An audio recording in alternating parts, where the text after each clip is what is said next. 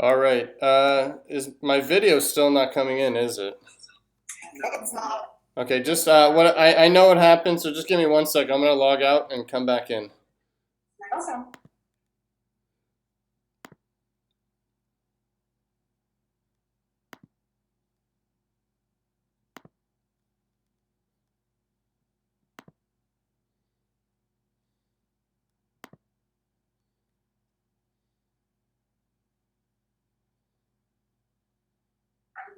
Okay, I'm back. Okay.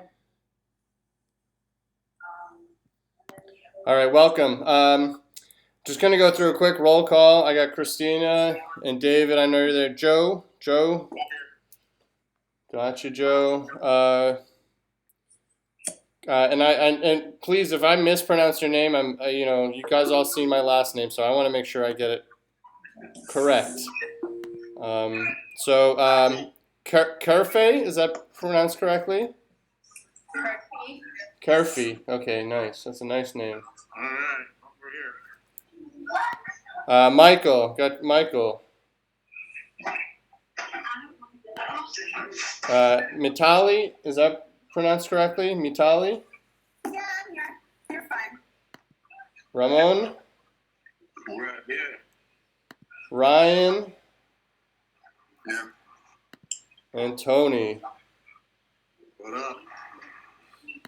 And then I see Berkeley. Is it Berkeley or Gore, or you have to remind me? Berkeley. Okay, awesome. Okay, so guys, welcome to this. I just want to say, you're feel free to turn your video off whenever you feel comfortable. But welcome to the our first hangout session. I know this might be new to some of you, and just a couple of things. I can't require everyone to participate live, actually per university policy, but I do encourage it. I think people like the live interaction, and I try and offer 2 times, one in the evening and one in the morning. And the time zones range from Hawaii to Europe, as far as I can tell. So sometimes I can get away with just doing one. This summer class is huge. There's 25 students. I've actually never had such a big class, and typically the summer classes are relatively small to begin with. So it does introduce a few challenges. I'll do my best. I end on time even if I don't finish. So we won't go past 6:40, I promise, and we might even end a little bit early. I do respect your time. But like I said, if you can't make it live, there'll be a recording. So I definitely encourage you to, participate live. But if not, watch the recording. So I just want to mention a few things about the class. First thing, I think maybe you guys have noticed, but I do think it's going to be a traditional class that you're used to. This is a class on technology, so we're going to use a lot of different technology. And one thing I'll mention is week 3, we have a Twitter exercise.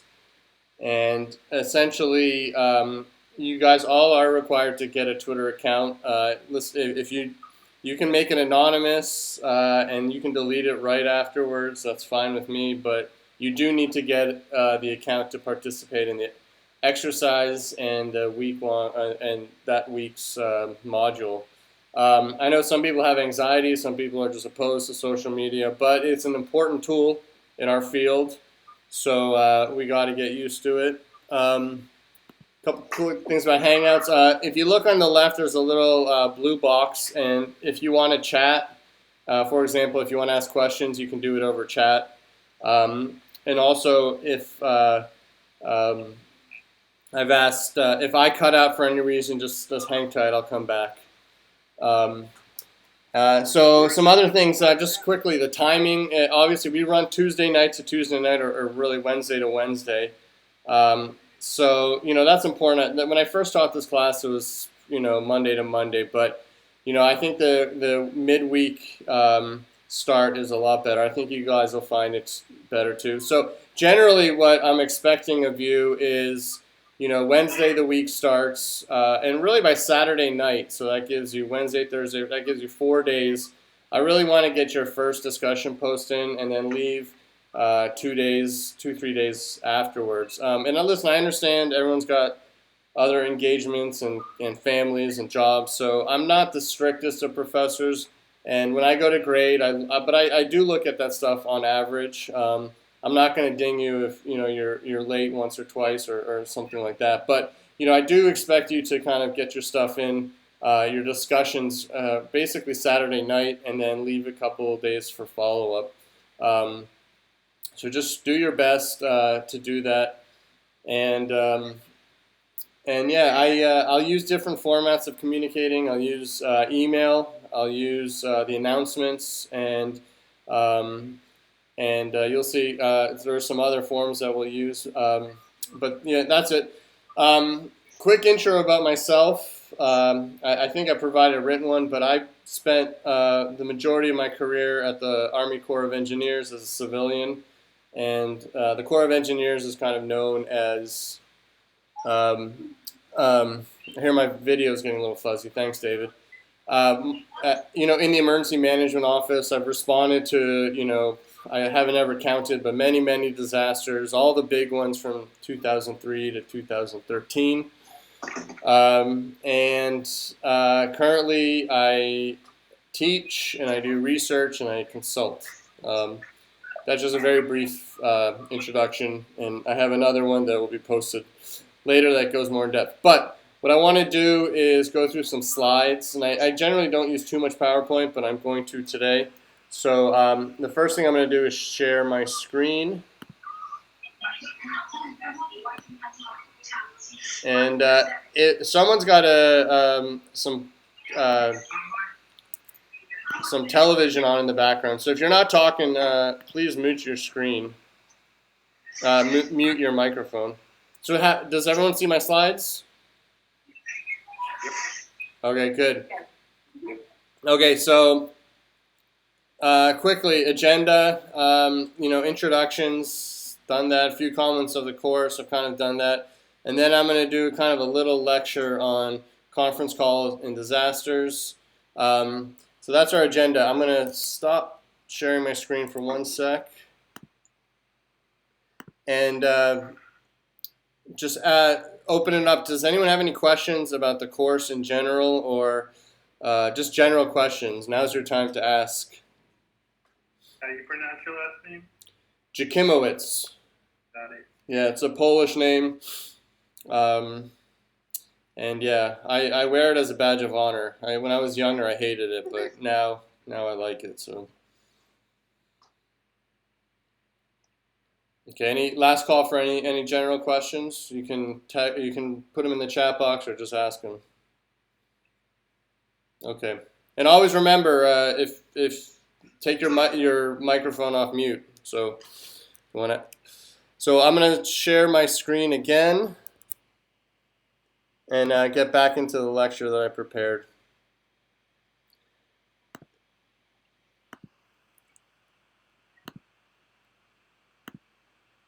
Okay, so covered all this. The last thing there's two things I want to cover that I forgot. One is the current event discussion. I'm going to have to change it up because we have such a large class. Normally what I do is I just assign 2 people per week, and we have a second discussion. And I really want to stress that this is not the main discussion. This is an informal discussion. You should not be citing, it's really meant to kind of mimic if we were at work and we're responding to a disaster or something, how we would communicate internally. So again, informal talk. Obviously be professional, but informal in the sense it's not like your main discussion where you're going to cite sources and have a very structured argument. This is more just discussing back and forth whatever the question is. So usually I do it 2 per week, and I'll do the first one next week, but I'm gonna have to switch it up this semester because there's just too many students to do that. So I will publish shortly the current events. It's going to change a little from the written guidance on how we're going to do it. And then the hangout schedule. We're going to have about 5 other hangout sessions almost every other week. And I'm going to publish that schedule too. And the reason I wait is because I want to understand where everybody is physically located before I set times. But I will publish a schedule so you'll know in advance when these are. And again, they'll usually be in the evening and in the morning. Okay, David, am I still clear?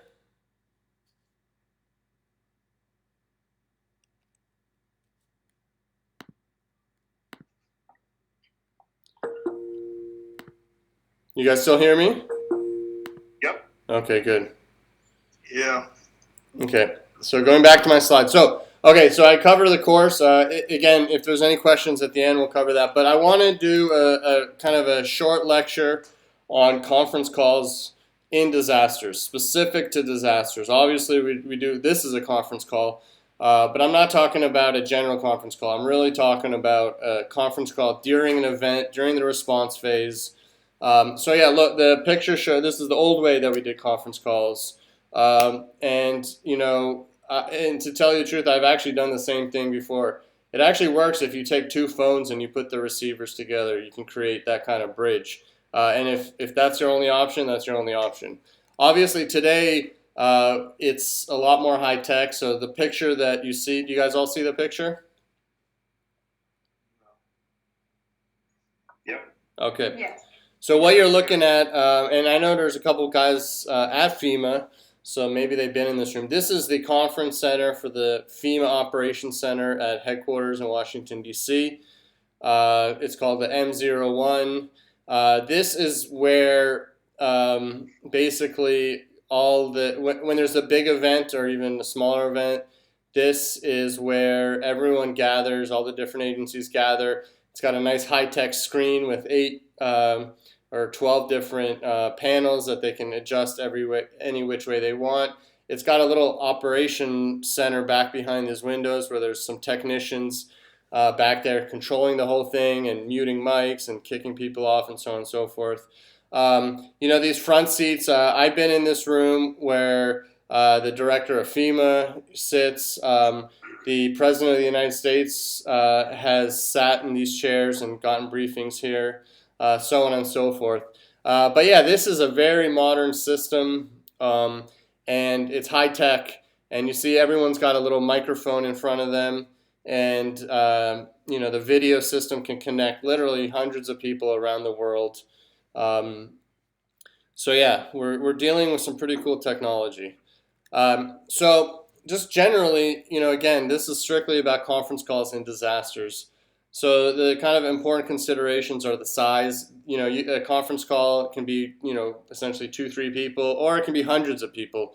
In a typical FEMA event, a large event, there would probably be over 100 people on that call. The way they do it, sometimes people have a listen-only line, so not everyone can speak, but other people can listen. A battle rhythm is a very important concept. So if you look on the right in a little box, there's a daily battle rhythm. Anyone who's been in the service is probably understanding this, but just quickly, your battle rhythm is your kind of like daily schedule of kind of important events, generally meetings, and when different briefings or inputs to sit reps are due. So it's always important to understand the battle rhythm. So for example, you can see on this one, at 9 in the morning, there's a morning synchronization call. At 11, there's a logistics call. And then, typically in any event, there's usually a daily call that's kind of like with everybody and usually has the kind of senior type people. So here, the organizational wide calls at 2 o'clock. So yeah, just keep in mind that there's all different types of conference calls. And then spontaneous. They're not always planned. During a disaster in the response phase, it's often that you have to have a spontaneous call. So it's always good to have a system that allows you to do that. On anyone's cell phone these days, you can probably get at least 3 people. Like I said, if you hold 2 phones together like that picture shows, that'll create a bridge. But always keep in mind that you need some kind of way to almost instantly connect multiple people over the phone. Hangouts, it would be a good way to do it. That is new, that I never used in an actual event because I've only started using it about a year ago. So just keep in mind that it's not always a planned thing. So at the Corps of Engineers, we had a system that everyone had their own number assigned. So if we needed a call, a spontaneous call, I would just kind of maybe shoot out a text or an email to 5 or 6 people and say, call this number at, in 5 minutes, and that's how we do it. So always be prepared for those spontaneous calls. I'm going to quickly go through some do's and don'ts of conference calls. So first thing is, you want to have a backup system. Redundancy is a theme in this class, and we're going to talk about redundancy quite a bit. So yeah, don't always have a backup system for your conference calls. It'll be pretty embarrassing if you schedule a big call with 100 people and it doesn't work. So have your primary system and have your backup system. Your backup system might not be as robust, but still you'll have something. Take your roll call beforehand. You don't want to waste all that time taking a roll call during the call. The third point is agenda and a leader, or it's really more called a facilitator. But an agenda is important because disasters are fast moving, and you don't want to be just sitting on the phone the whole time and not getting work done. So an agenda helps you structure your call, keeps you on schedule, and the facilitator or the leader is the person who will sometimes cut people off if they're talking too much, get people back on track, or go through the agenda items. So it's always important to have someone in that role. It doesn't have to be the person, quote unquote, in charge, but it should be, there should be an assigned person.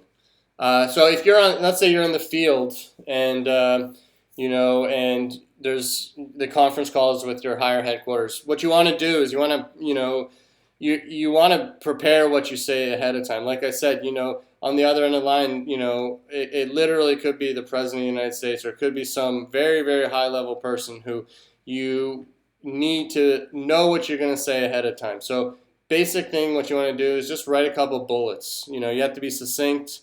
You want to be factual. Never make shit up. That's a very important rule. If you don't know the answer, say, I don't know. Never make something up. So yeah, get your bullets down beforehand. You want to think about summarizing stuff, and you want to highlight what changed from maybe the last operational period and trend. So you got to put things in context. You could say something like, over the last 24 hours, we received, 30 medical kits, for example. But, that doesn't have too much context. What you should say is, we requested 50 medical kits and we received 30. So that is the context. That shows that you have a shortfall, right? So always, put things in context and highlight the changes and summarize. The second to last thing is take things offline, especially in a big conference call when you have a lot of people. You don't need to discuss everything. It's better if you identify the issue, and if only 2 people need to resolve it, you can take it offline. So yeah, that's what you say. If you're the facilitator and people are talking about these minute details, you would suggest, hey guys, why don't you take this call? Why don't you take this offline, and you'd call each other, just a point-to-point call. And then always end the call before the next one starts. And I have literally been in disasters where we have to end the conference call because someone says, hey, our next conference call is scheduled in 5 minutes. So be mindful that, again, you can't spend your whole day on conference calls. You got to get some work done. Some don'ts. You never want to read a situation report word for word. Generally, if there is a SITREP that, and it's electronic, people will have it. So it's very important. Never, never, never read a word for word. That's an embarrassing thing to do. And, if you're doing that in the field, everyone back at headquarters is going to be rolling their eyes, and, they'll probably never ask you to speak again. Second is don't say anything you wouldn't mind seeing on CNN. That's an important thing. Those big, for example, FEMA will have a daily conference call, and those hundreds of people, I know for a fact that the news media gets the number and the passcode, and they just listen in. And there's been conference calls where we're discussing something that's somewhat sensitive, and during the discussion, you'll see some, on CNN or Fox News, you'll see kind of the ticker tape kind of, talking about the issue. And the only way they could have found that out is if they were listening to the call. So you have to understand that especially in large calls, you might have the news media there. So, don't say anything you wouldn't mind being on TV or in the newspaper. That's very important. That also goes for email in general. So that means always, be professional. You have to be truthful, but if it's a large call, especially, just be mindful that someone else might be listening. If it's extremely sensitive, then a big conference call is not the time to bring up that issue. Or talk. You might bring it up, but don't talk details. Don't repeat or pontificate. Just the facts. Say what you got to say. Be factual, and finish your what you have to say. Don't speculate on stuff, and don't pontificate. And again, last thing is don't forget to turn your mute on or off. It's kind of embarrassing if you're having a sidebar and talking about how this person doesn't like this person, but you forgot to turn your mute off so everyone in the world hears you. So that was just my real quick lecture on conference calls during disasters. I'm going to stop sharing my screen. I did post those as an announcement just before the class, before our call started. So if you want them, they're there. And then again, I will post this recording on the YouTube channel. I will mention it's a huge file. It's like, these files end up being like 30 gigabytes. So it usually takes a good like 6-7 hours to upload. So I usually, by the next morning, I'll have it done. So it's not an immediate thing. I am trying to figure out a way how to kind of stream it on YouTube and still allow this interaction. I can stream it on YouTube, but it wouldn't allow me to have you kind of ask questions, live exactly like this. So if anyone knows a way to do that, that would be great. So it is, 6:24 California time. So, again, I had an agenda. I covered everything I wanted to do, and we ended on time. So to me, again, overall, that's important in a conference call. So I'm going to open up to questions. Any questions that you have about what I just talked about, or the class in general. And then I have one or two more things to say, and then we'll end. So I'll just right now open it up to questions.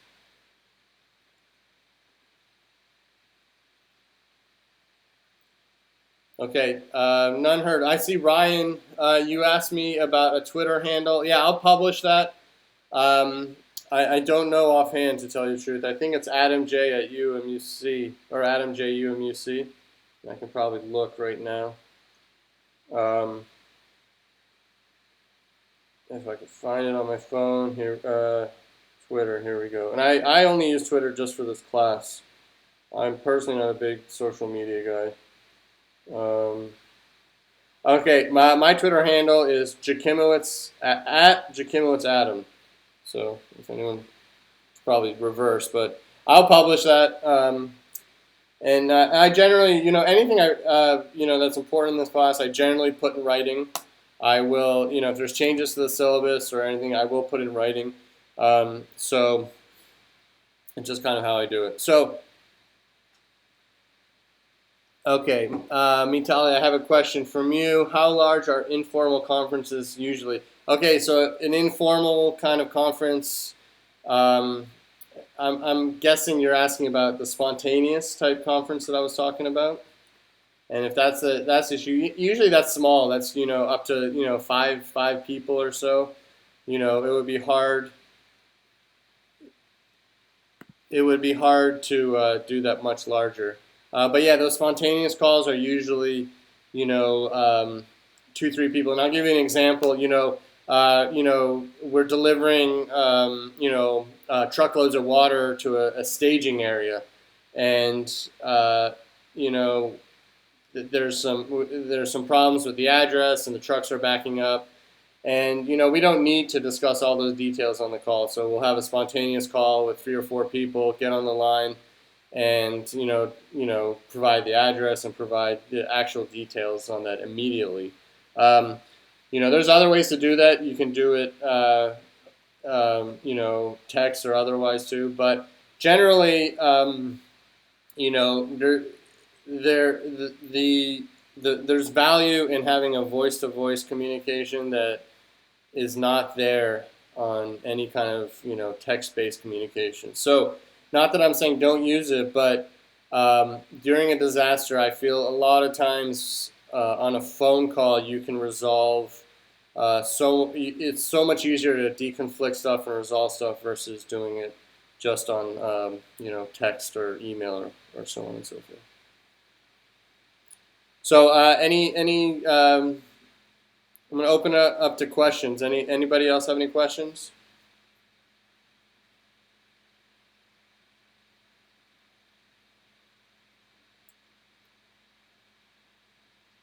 Okay, none heard. So yeah, that the last thing I want to say is, I think you understand that the purpose of this session was mainly to get you guys familiar with Hangouts. I know some of you have not used it before, but I think everyone should, has found that it's actually relatively easy and it's good quality. I'm in a hotel right now in California, so I think my connection is not great. But when I'm home, in my office at home, I have a very good connection. So if there was any issues this time, I'm pretty sure the next time we'll do it won't be. I will say this: last semester, I kind of made a mistake, and I scheduled a hangout exactly the time that I was flying from California back to the U.S. And I actually literally hosted a hangout session on a plane. It was a Virgin America plane. I paid for the internet, and I just sat there with some headphones in my seat, and I got about 50 minutes into the call, and about 50 minutes in, the flight attendant comes up to me and says this. He goes, "Sir, what you're doing is illegal. There's no video chat allowed on a plane, and if you continue, there's going to be Homeland Security guys waiting for you at the gate." That's literally, as far as I can remember, that's what he told me, which was interesting. No, so obviously because we're almost done, I listened to him. I finished the call. I asked everyone to just continue without me for the last 5 minutes, and I closed my screen. And it kind of spurred a discussion in the class about why that happened and whether the flight attendant was correct. The first thing we found out that the flight attendant was not correct. There is no law that says you are not allowed to video chat from a phone. Certain airlines do have regulations that say you're not allowed to video chat or do any voice chat on a phone. Berkeley, you keep on muting me. I'm not sure why. I hope it's not because you don't like what I have to say. But so we did some investigation on that, and we kind of assumed at first there were some security reasons. But we kind of came to the determination that there is no security reason for allowing that. And actually, there could be benefits in a kind of a hijacking situation. Someone on the plane giving intel to the guys on the ground actually might be very useful. And if someone said, well, maybe they can coordinate their actions, but still, these days you're allowed to text and email, so you can still coordinate pretty well by that. So basically, what we found out is, and what I'm convinced is, it would just be if everyone on a plane was talking on their phones, it would just be really annoying. You can imagine listening to someone else's, having someone talk in this ear and this ear, and you're only hearing one part of it. And, on a plane with 100 people, if 30 people are doing that, it would be just kind of an inconvenience and annoying. So that's why you can't do it on a plane as far as I'm concerned. Like I said, certain airlines have restrictions against that, written policy, certain don't. But the point is don't do it on a plane, you don't want to be that guy being dragged off the plane, I guess, making the front page news. Or maybe you want to be, because that guy probably got a lot of money out of it. But anyways, so that's all I have to say. The future Hangouts, again, I'll publish the schedule, and they're going to be more content-based, and they really relate to the content of that week. So I encourage everybody to participate live, and if not, then watch the recording. So that's all I got to say. I'll stay on the line for another 2 minutes or so, and if anyone has questions and wants to talk, I'll be here. But otherwise, I want to thank everybody for the first call. And look forward to this semester. And I ask that you guys keep an open mind, because I know you're going to be stepping out of your kind of your comfort zone in certain areas in this class.